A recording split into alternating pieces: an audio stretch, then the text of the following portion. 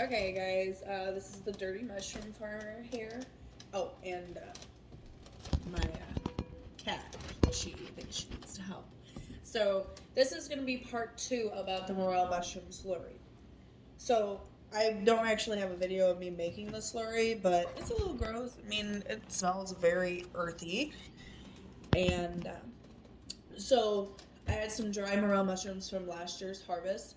Um, I just took those. So in my blender, I put really, really hot water, and it needs to be filtered, or as long as it's chlorine free. I have well water, so it works out great. So what this is my dried morel mushrooms. I put hot water in my blender. I've filled up my blender completely with water, and it's hot. And then I put in my dried morel mushrooms, let them swell, kind of get really mushy, tender. And then I put about 2 tablespoons of good old-fashioned molasses and about a teaspoon of salt. And what the molasses does is the spores are attached to the actual mushroom pieces, and it draws them out and helps activate the microcilia. At least it's from what I have researched. So that's this, and then I blended it up. I put it in this sterile bucket. I sterilized it with bleach and made sure it dried and wiped it out very clearly, because bleach, chlorine, anything can kill the morel spores. So what we did here is to activate them, get them boosted up, let them kind of start thriving.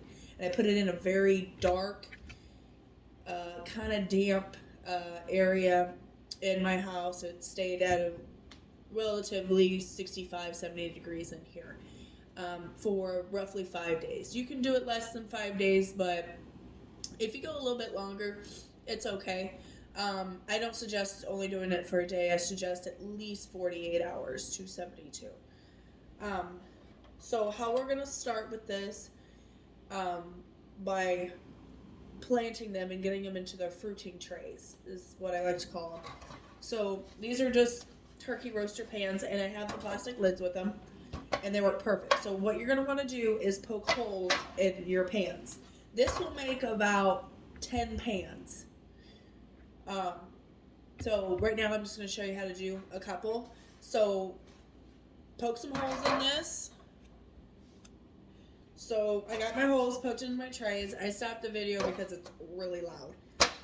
But all you need is a sharp knife, turn it over, poke some holes in it, and that's for drainage purposes. So what we're going to fill this up with is 50% compost. I use worm casings and peat moss. It works great. Peat moss holds a lot of moisture, and that's exactly what mushrooms need to survive, is that nice moisture. Also, I have a pH monitor. You want roughly right around 7. Some pickling lime that's going to go in your soil with you, and you're only going to do like 10% of this. It's only to boost up so you're at a 7 for your pH level. That's all it does. So I highly suggest adding your 50% compost, and it's 20% sand, and then the rest is soil, or just like good potting soil. I suggest using all organic. That's what I like, because I know you can read the ingredients and understand it. Also, you read your pH, and I'll show you how to do that, and then you're going to add some lime to make sure your pH level is set. So, here we go. So, I've got my worm casings and peat moss in here, and it's got some compost. I'm adding my sand, and you can add a little bit more sand in that. What the sand does is just acts as a filtration system. I'm going to add some more sand to this bin.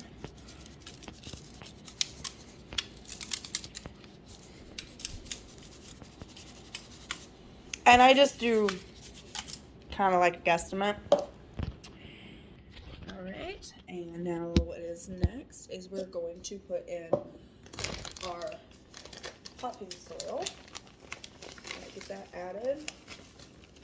And this is a dry potting soil too, because some of them you can get and they're moist, and I prefer to use the dry. And This is not a cleanly job. All right. So we have about the same in each one.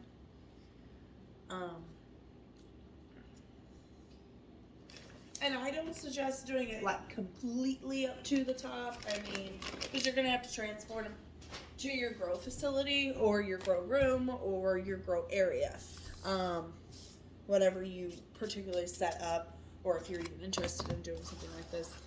I just think it's a really neat thing. And I just wanted to share with you guys. Okay, all right. So we got these all mixed up. This is the fun part. You can either use your hands or you can use a spoon. I usually use my hands, but I'm gonna get a spoon for this time. Got our lovely spoon, and don't worry, I will put it in the dishwasher later. So we're just gonna get this all mixed up. Really just getting that sand moved around, the worm casings and compost, and those worm casings, man, they have such good value to even your plants. So if you're a grower like I am, I love to grow my own vegetables. I love it. You can take these worm casings and put it in your water. So like if you have like a watering can, you can put like half a cup of worm casings and peat moss in there, and it will get all that nutrients and stuff, and as you're pouring it onto your plants, it's really great. Or you can even just put it with your plants, like potting your plants. So I can tell you this much: my avocado trees love this stuff. Love it. They really bumped up. So let's get to our next one. If anybody has any tips or tricks that they want to share with me, that'd be great. I'm really open to suggestions. All right. Oh, and don't mind me, I'm just rocking the Golden Girls pants. It's kind of muggy and rainy and nasty here today, so don't mind me. Oh, and happy Easter, y'all. So I got it all broke up. All right, so we're ready. And now we're going to get our pH reader. We're going to turn it on. And suggested one is 7.0. That's really what you want. That's great. All right.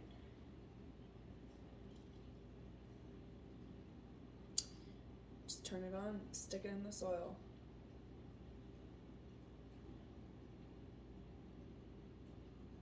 All right.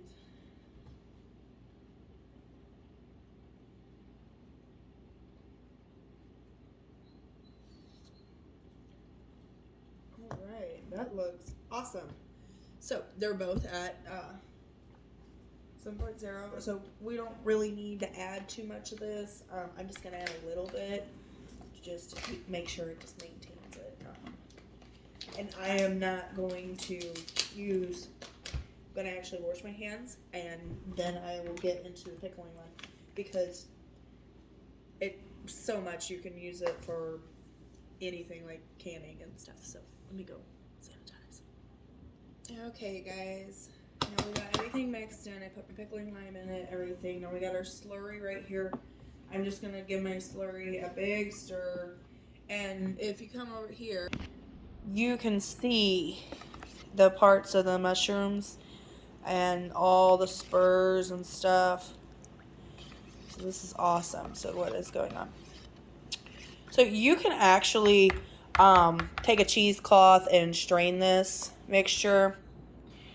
But I don't. I mean, it's not a big deal. But if you really are worried about it, you can strain it if you would like. So here we go. I'm not going to keep you guys much longer. We're just going to take measuring cup, dip it down into the water, and pour into our hands. Now with this mixture, like I said, it can do up to 10 of these pans. So there is a lot of spores in one mushroom. One mushroom can contain hundreds of spores.